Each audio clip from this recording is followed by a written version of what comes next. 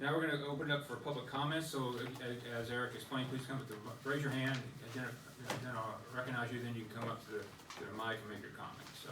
Public comments? Yes, sir. Joe Ganji, Yarnell Can you come up Road. to the mic, take a seat? I actually wanted to point something out on the map. Can you, because everybody wants to hear as well. Okay. Which map did you want? The Gambone thing, I was trying to follow what you were saying there, and I just wanted to point out one thing that I'm familiar with on that property. And that is, if I could walk over there, it'd be a little easier for everybody to see, at least you guys. I go to the Citadel Bank a couple times a week. And I don't know if this is, I was trying to follow what you were saying about Upper Pottsgrove versus West Pottsgrove, so I don't know if it's an Upper Pottsgrove pattern. But when you come out of Citadel Bank, you can easily get in here from Route 100. But you can't get in there coming back on the other way, and you can't make a legitimate turn back onto Route 100 out of here. Sure. You gotta top this barrier here, which I don't do. People do. People do all the time, because you can only go, legitimately, you can only go up the road, and you gotta actually go through the parking lot of the Upwood Square to come back. And it looks like they're doing the same thing over here in this plan. I don't know So if that, it's a little different, so Okay. this would be a four-way intersection now. I So see. we'll come up to another four-way, and then this, so that's what we're talking about, is how to connect this property and that, and restrict. And we should be able to get back on Route 100 from here. We would come Well, you out have to Upland come Square out and then. Upland Square Oh, Drive okay, to okay. 100, yep. So the existing traffic light will become a four-way That was the part I intersection. couldn't see. Yes, Thank you. yep. Other comments? Yes, sir.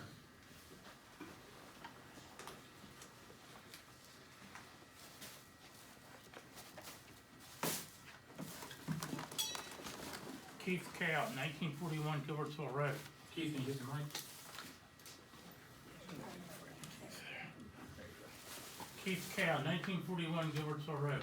This is about the sale of the sewer system.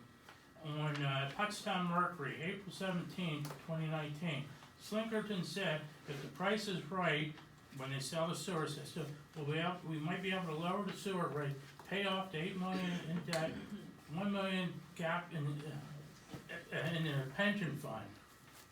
That'll never happen. You know, PA Waste is a monopoly. When they're going after East Coventry to buy, we're gonna have to pay to build up East Coventry sewer system, because they're gonna spread it all over, and that's how it's always gonna be. It will never see a sewer rate decrease. It's always gonna go up, because they're on the stock market. Hank said how great a job you did. I have to disagree with you. You must have not did your homework, because we're getting screwed. The whole township, when you were on the sewer, when we paid our bill, that paid for our sewer system in our township. We built it. We were preached to for years. The more people we get on the sewer system, the lower the price. We're getting all them houses from over there, Prout Run, and down here at Pine Ford. Our sewer rate will start going down eventually. I think it's a bunch of crap. And you show the investments, how much money you're making. How about the investments that we're making? We ain't making nothing. We're paying $40 more a month to flush that toilet, the same as we did ever. So we're losing money. You don't tell that to the people. You just put the bottom line how much money yous are making. Yous should be arrested for selling stolen property, because that sewer system is the people that paid for it, built up the sewer system. And regarding State Street, they closed that road because they didn't want the traffic going through that road, and they got money from PennDOT, and they were supposed to redesign that Chestnut Grove intersection because it's kind of dangerous, but they didn't want to do that because they would have to, the property owner didn't want to give them any land or sell any land, and they didn't want to take it eminent domain because Charles Garner said they don't take eminent domain in this township, but yet they were taking eminent domain after me to get the right of way through my property for the sewer lines. And I said it right at the meeting. I said, what do you mean you don't take eminent domain? You have it on me if I don't make an agreement. 15 seconds. Yeah. And here's newspaper clippings of all the stuff that's in the Mercury. East Coventry didn't do it in the dark under a COVID restriction. They have a public meeting, and that's what you should have done, not under the blindness of pandemic. Anybody else? Yes, sir.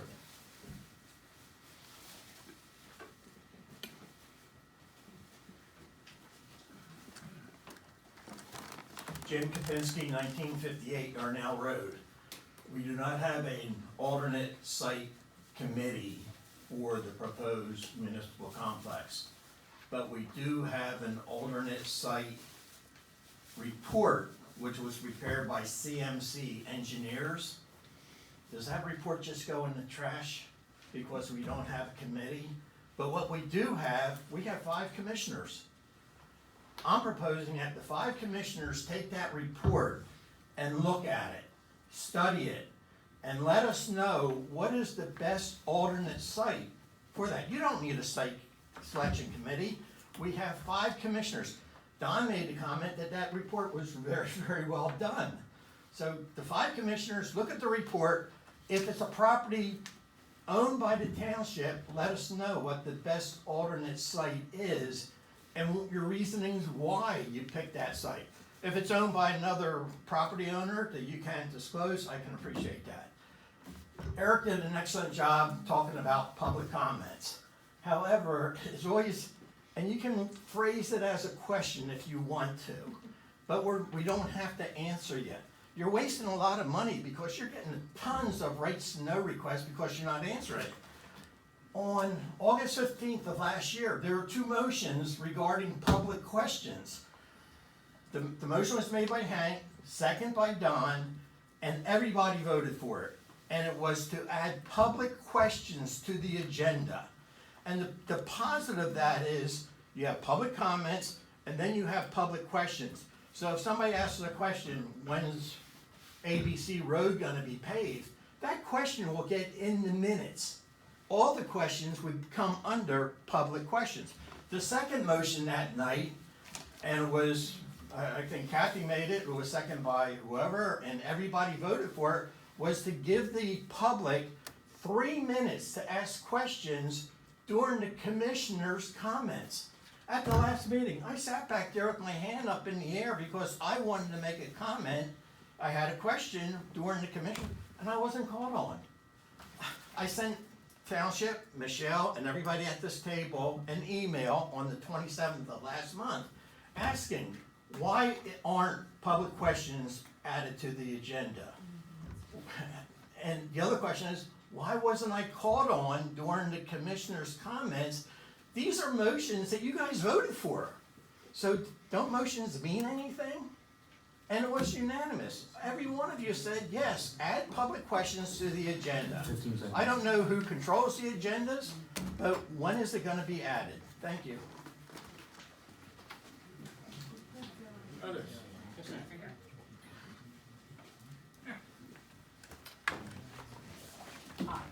Dolores Mitchell, 1378 North State Street. I am the first house that you turn off 100 onto State Street. And I don't like all that. I'm gonna have a new township building here and a new mall at the end of the street. I already, since the traffic light went in, I can't get into my driveway sometimes. And when I do, if I'm coming in, I'm only 30 feet from the traffic light. I mean, was highway safety, did they inspect any of that when that was done? It just seems like every time something happens, it's happening right at my house. I can't get in and out of the driveway.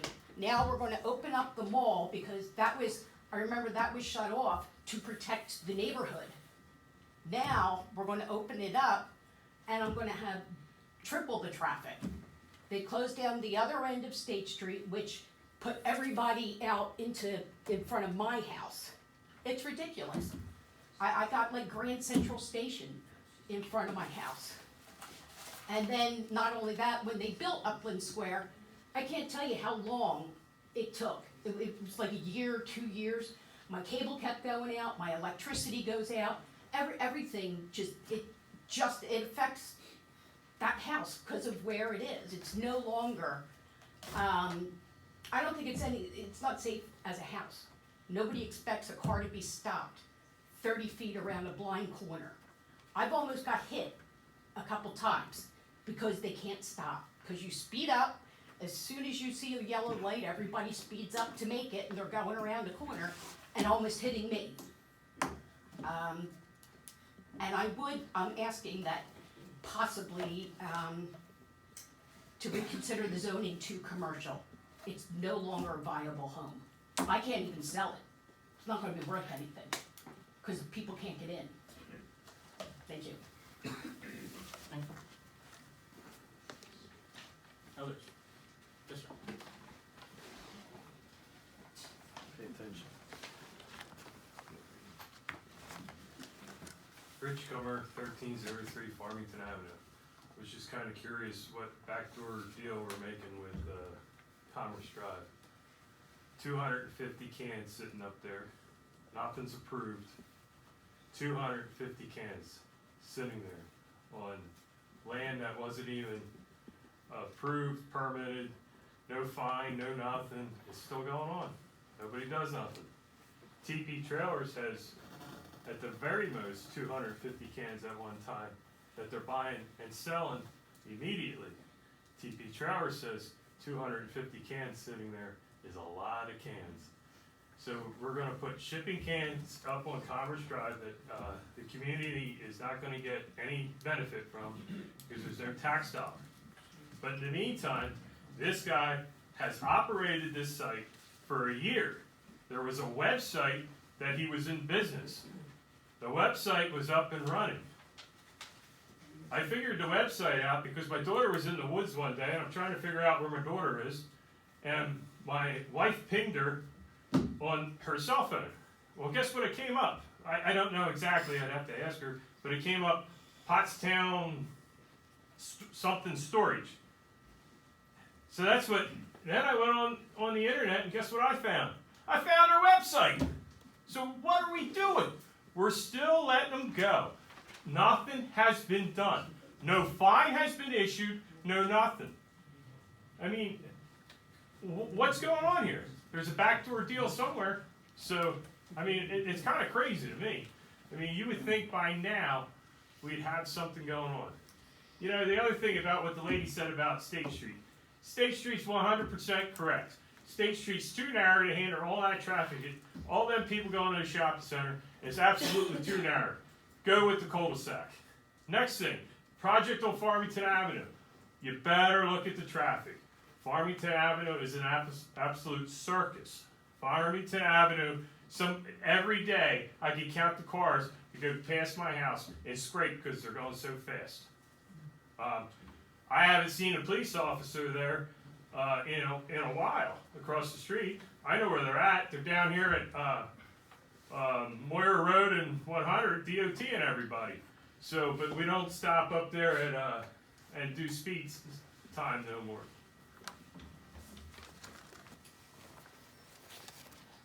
Others? Okay, we're closing public comments, so commissioner comments. Miss somebody. Please.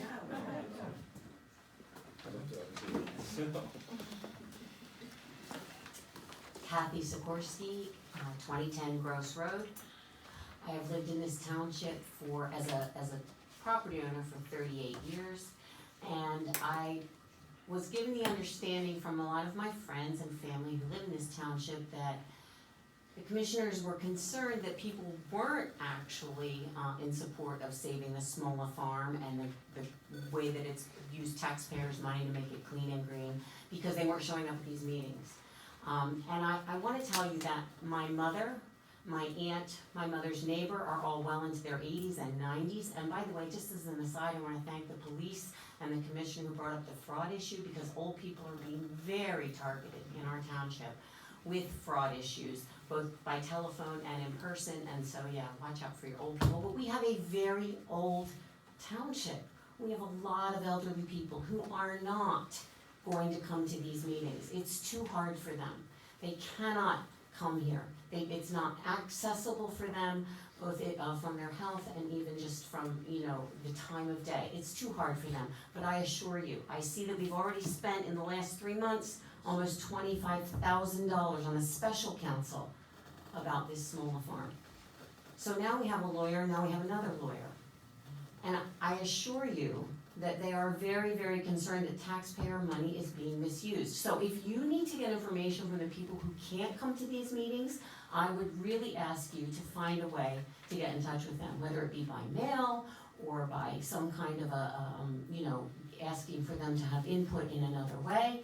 But we have a township of elderly people whose tax dollars are dear to them.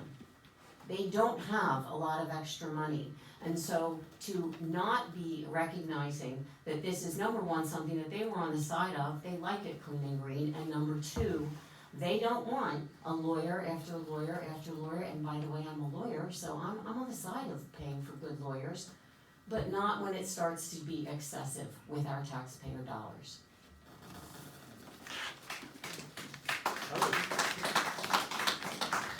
Okay, commissioner comments?